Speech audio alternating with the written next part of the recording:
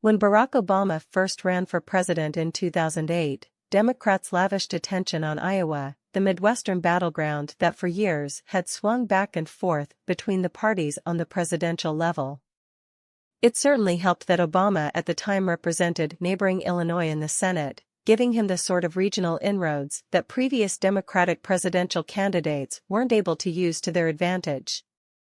Obama easily won Iowa in both 2008 and 2012, a period when Democrats held several statewide offices and veteran Democrat lawmaker Tom Harkin held the state's Senate seat.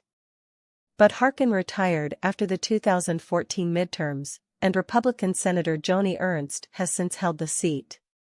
In the 2016 general election, Donald Trump easily defeated former Secretary of State Hillary Clinton in Iowa, and Trump once again won the state against now President Joe Biden in 2020. In 2022, Republican Governor Kim Reynolds won her re-election bid in a landslide, and her coattails helped give the GOP a near sweep of statewide offices. The lone statewide Democratic officeholder is Auditor Rob Sand. Should Trump win the Iowa caucuses and become the Republican presidential nominee next year, he'd be the current favorite to once again win the state's 6 electoral votes in the general election. How did things go so wrong for Iowa Democrats? For one, rural voters over the past decade have moved decidedly toward the Republican Party, making it difficult for Democrats to win statewide races in Iowa. This rural realignment has also decimated Democratic competitiveness in states like Arkansas, South Dakota, Tennessee, and West Virginia. Secondly, Democratic strength in cities including Des Moines, Cedar Rapids, and Davenport isn't robust enough to overcome the sizable GOP vote margins in rural areas. And thirdly, national Democrats were moving Iowa as the first-in-the-nation caucus for their party in favor of South Carolina, compared to the GOP keeping the Iowa caucus in first place, has made the Hawkeye state fade as one of the party's targeted states for the 2024 general election. As Republican candidates begin to swarm the famed Iowa State Fair this weekend, Democratic enthusiasm in the state has cratered, a serious problem that the party knows that it must address if it wants to reverse recent statewide losses and win back seats in the state legislature.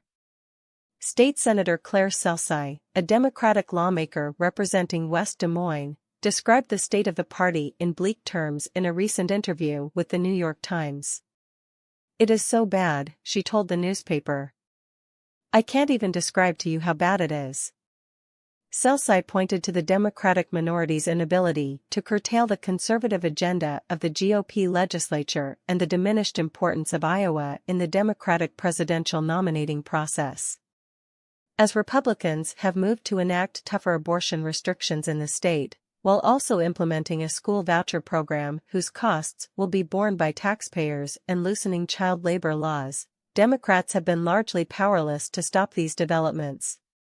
Former Representative Dave Loebsack, who represented a competitive eastern Iowa district from 2007 to 2021, told The Times that it was tough to find candidates to run for office given the party's deficit in the legislature and the GOP's current hold on every congressional seat in the state.